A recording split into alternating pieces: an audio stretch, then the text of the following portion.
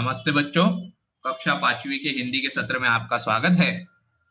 आज हम लोग पाठ 6 दिलों को जोड़ना जरूरी, इसका दूसरा भाग देखेंगे।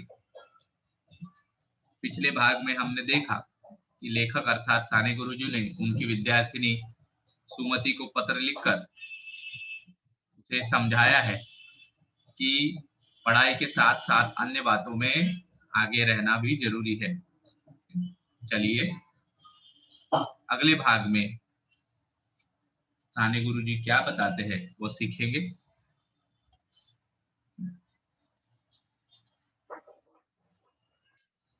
एक बार तो मेरी फजीहत ही हो गई थी।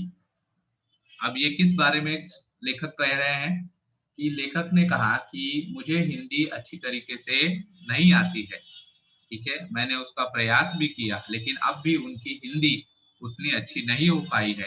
और अब एक बार उनके साथ जो घटना घटी थी हिंदी को लेकर उसके बारे में लेखक बता रहे हैं। एक बार तो मेरी फजीहत ही हो गई थी।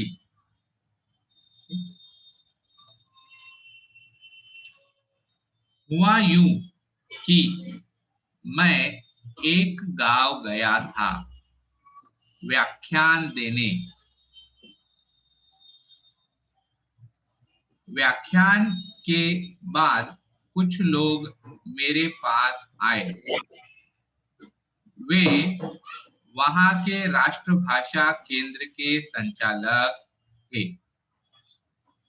उन्होंने मुझसे कहा, कृपया आप हमारे केंद्र में आइए, वहां भी आप एक व्याख्यान दीजिए। मैं दोबारा पढ़ रहा हूं। एक बार तो मेरी फजीहत ही हो गई थी। हुआ यूं कि मैं एक गांव गया था व्याख्यान देने के लिए अर्थात लेक्चर देने के लिए। व्याख्यान के बाद कुछ लोग मेरे पास आए। वे वहां के राष्ट्रभाषा केंद्र के संचालक थे। उन्होंने मुझसे कहा, कृपया आप हमारे केंद्र में आइए, वहां भी आप एक व्याख्यान दीजिए।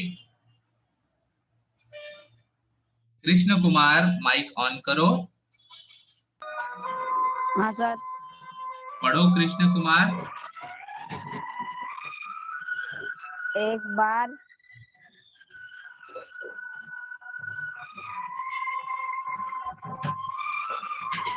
कृष्ण कुमार तुम पढ़ने के लिए बैठे हो तो ये जो पीछे बैकग्राउंड में आवाज आ रही हो वो गाना तुम्हारे यहाँ चालू है कि कहीं बाहर चालू है?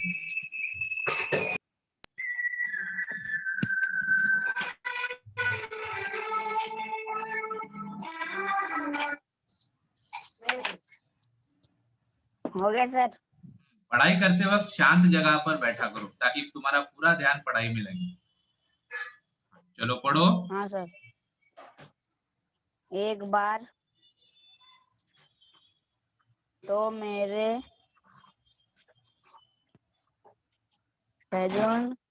फजीहत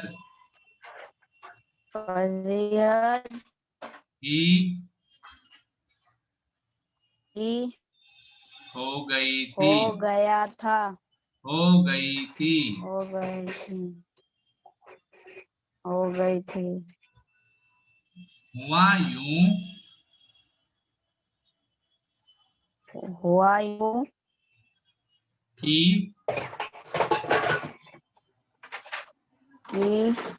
मैं एक गांव गया था व्याख्यान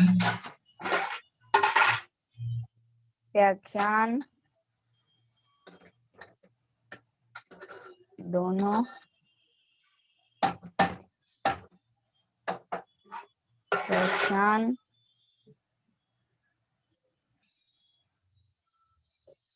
के बाद कुछ लोग में आए, वे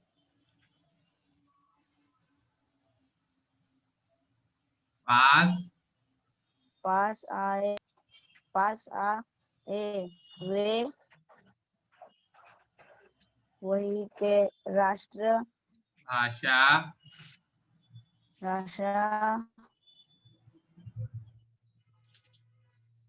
केंद्र के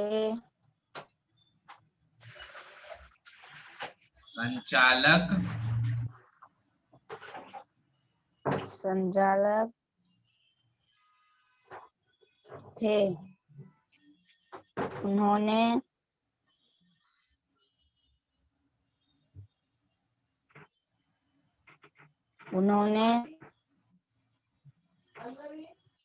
मुझसे कहा, कृपया आप हमारे केंद्र में आइए। वहाँ भी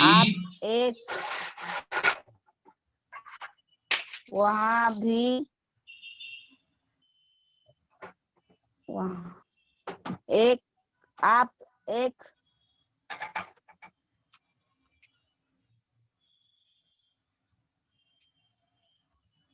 ग्रंथ दीजिए, व्याख्यान दीजिए। Good Krishna. Sachin mike on करो। Yeah sir. पढ़ो फिर से। एक बार तो मेरी फजीहत हो गई थी। हुआ यूं कि मैं एक गांव गया था व्याख्यान देने। व्याख्यान के बाद कुछ लोग मेरे पास आए। वे वहाँ के राष्ट्र केंद्र के देखकर पढ़ो। वे वहाँ के राष्ट्रभाषा केंद्र के संचालक थे। उन्होंने मुझसे कहा, आप हमारे केंद्र में आइए। वहाँ भी आप एक व्याख्यान दीजिए। Very good. पहला प्रश्न पढ़ो। लेखक एक गांव में क्यों गए थे? लेखक एक गांव में व्याख्यान देने गए थे। शाबाश। फिर से जवाब दो। लेखक एक गांव में क्यों गए थे? लेखक एक गांव में व्याख्यान देने गए थे। गुड। दूसरा प्रश्न पढ़ो। राष्ट्र भाषा केंद्र के संचालकों ने लेखक से क्या कहा? राष्ट्र केंद्र के संचालकों ने लेखक से कहा, केंद्र के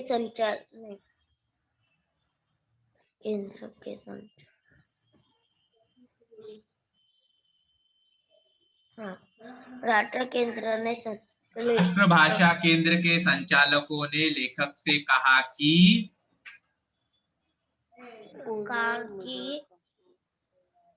वे वहाँ के राष्ट्रभाषा केंद्र के संचालक। उन्होंने मुझसे कहा, कृपया आप हमारे केंद्र में आइए। वहाँ भी एक व्याख्यान दीजिए। हाँ, तो क्या कहा सिर्फ उतना ही बताना है। उन्होंने मुझसे कहा, लेखक से कहा ना, तो आप उत्तर कैसे दोगे? राष्ट्रभाषा केंद्र के संचालकों ने लेखक से कहा कि कृपया आप हमारे केंद्र में आइए। वहाँ भी आप एक व्याख्यान दीजिए। शाबाश। गुड सचिन। म्यूट करो माइक। चलिए आगे बढ़े।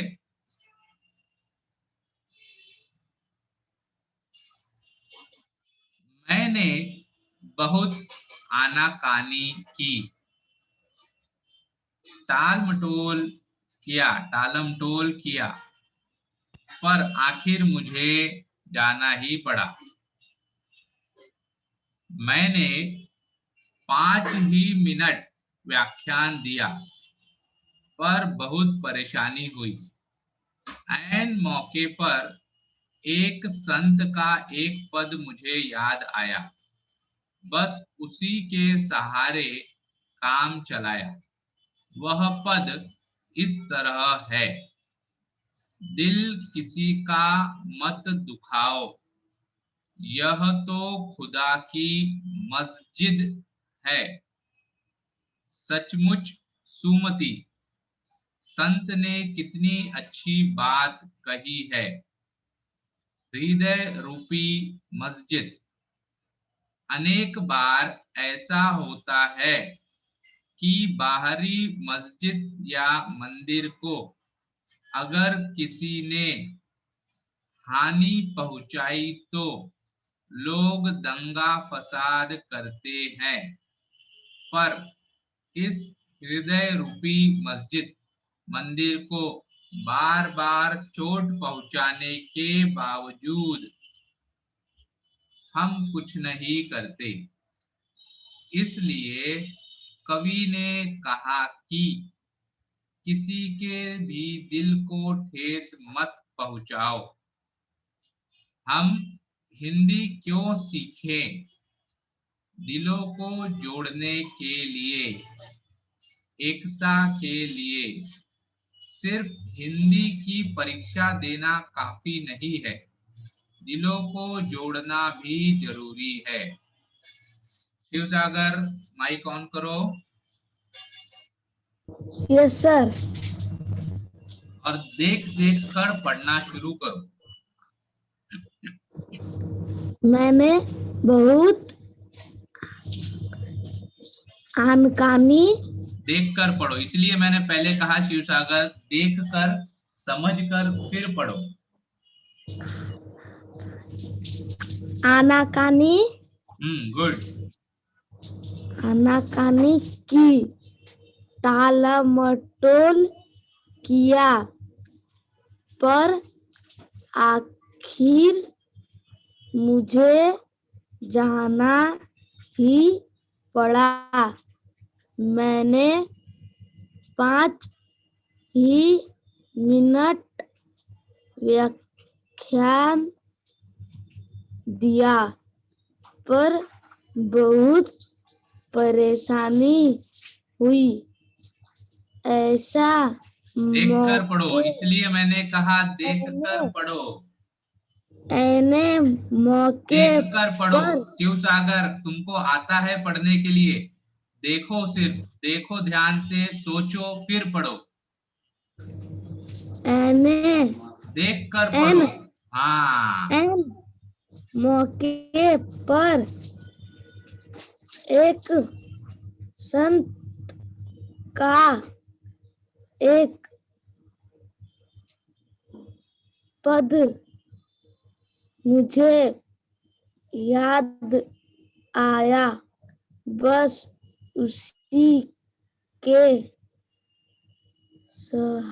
सहारे काम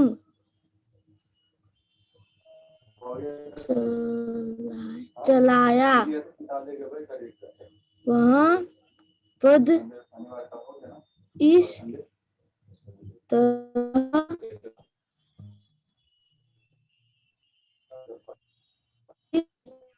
किसी का मत दो, यहाँ तो की मस्जिद है।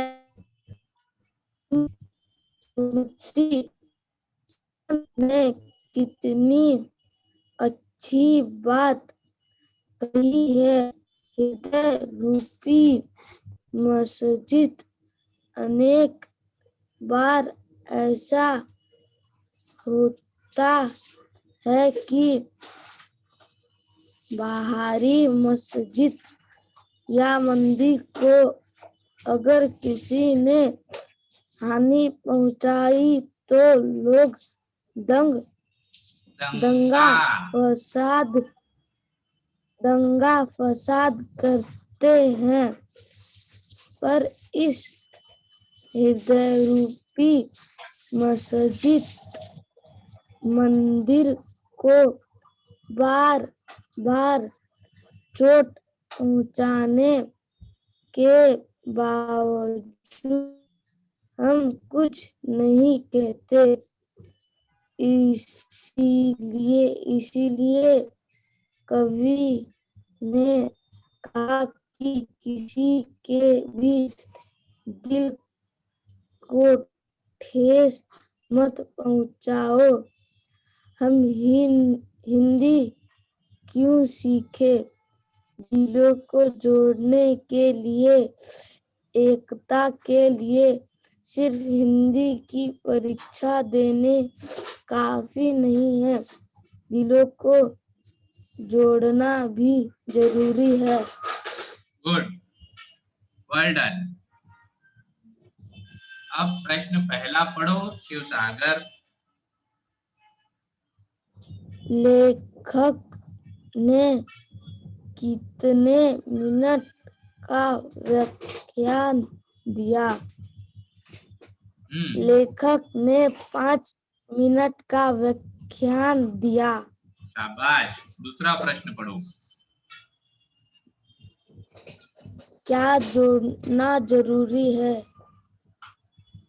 दिलों को जोड़ना भी जरूरी है। शाबाश। दिलों को जोड़ना जरूरी है। इस प्रकार यहाँ पर लेखक ने बताया कि साने गुरुजी को जब राष्ट्रभाषा केंद्र के संचालकों ने आमंत्रित किया था व्याख्यान देने के लिए, तब उनकी बड़ी फजीहत हुई थी। बहुत आनाकानी टालम टोल करने के बाद भी आखिरकार लेखक को जाना पड़ा। लेखक ने वहां पर 5 मिनट का व्याख्यान दिया, जिसमें उन्हें बहुत परेशानी हुई। ऐन मौके पर उन्हें एक संत की कुछ पंक्तियां याद आ गई और उन पंक्तियों पर उन्होंने सारा काम चलाया। पंक्तियां थी, दिल किसी का मत दुखाओ, यह तो खुदा की मस्जिद है। इस पर लेखक सुमति को समझाते हैं कि संत ने कितनी अच्छी बात कही है। हृदय रूपी मस्जिद, अगर किसी बाहरी मस्जिद या मंदिर को किसी ने चोट पहुंचाई तो दंगा फसाद लोग करने लगते हैं, लेकिन हृदय रूपी मस्जिद या मंदिर को अर्थात दिल को चोट पहुंचाने पर कोई कुछ नहीं करता। इसलिए कवि ने कहा है कि दिल को ठोस मत पहुंचाओ। लेखक कहते हैं कि हमें हिंदी क्यों सीखना चाहिए? ताकि दिलों को जोड़ा जा सके, एकता लाई जा सके। हमारी राष्ट्रभाषा हिंदी है। हिंदी में वार्तालाप करने से हमें अपनापन लगता है। भले ही हर राज्य की अलग अलग भाषा हो, लेकिन हमारे देश की भाषा एक ही है और हिंदी में वार्तालाप करने पर, हिंदी में बातचीत करने पर हम लोग एक दूसरे से जुड़ सकते हैं। तो हिंदी सिर्फ हमें परीक्षा देने के लिए नहीं, बल्कि दिलों को जोड़ने के लिए भी जरूरी है। काजल, बेटा काजल, बेटा काजल, तुम्हारा माइक ऑन है।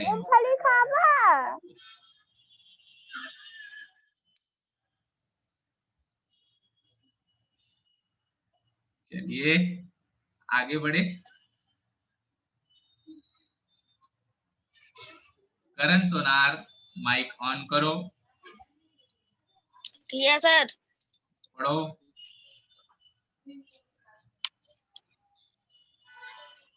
अब रुकता हूँ, मेरे आस पास बिल्ली के छोटे छोटे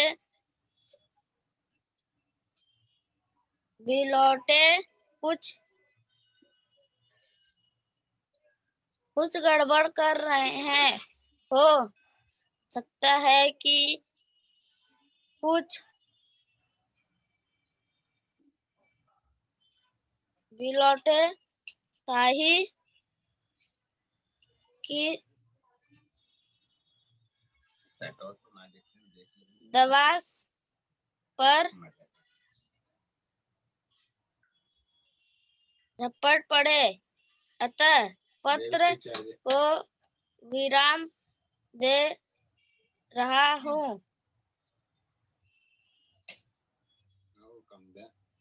तुम्हारा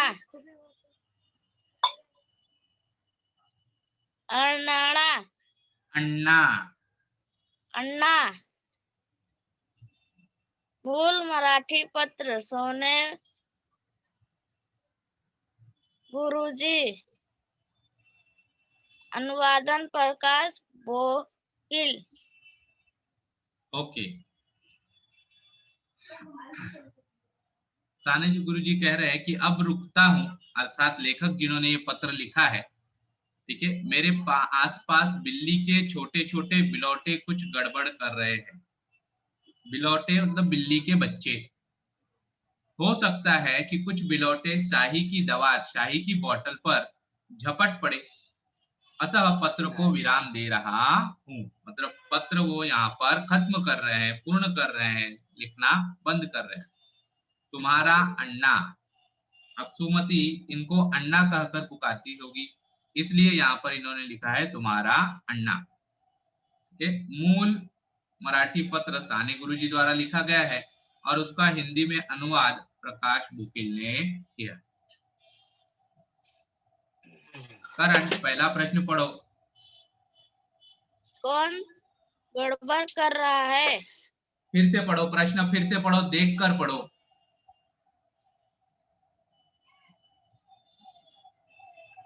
कौन गड़बड़ कर रहे हैं?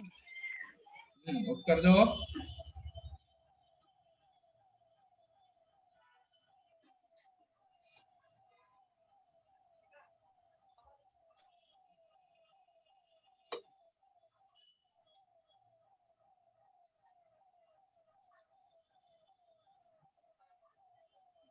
करण उत्तर दो।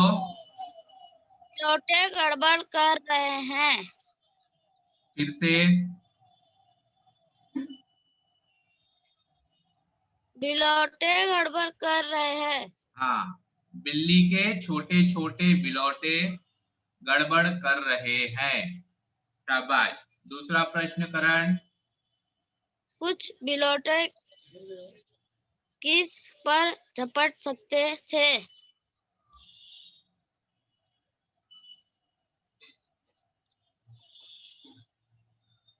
कुछ बिलौटे किस पर झपट सकते थे?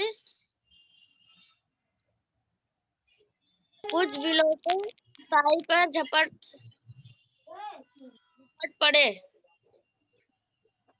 कुछ बिलौटे स्याही की दवा पर झपट सकते थे। ठीक है, फिर से बोलो उत्तर। कुछ बिलौटे स्याही की दवा पर झपट सकते थे। गुड, शाबाश। माइक म्यूट करो।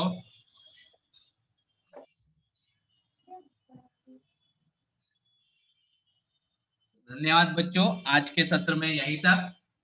इस पाठ को तुम्हें फिर दोबारा पढ़ना है और इस पाठ के स्वाध्याय में दिए गए प्रश्नों के उत्तर लिखने हैं। कल सुबह 8:15 पर फिर से समय सारणी में दिए गए विषय के साथ हम लोग पढ़ाई करेंगे। धन्यवाद बच्चों।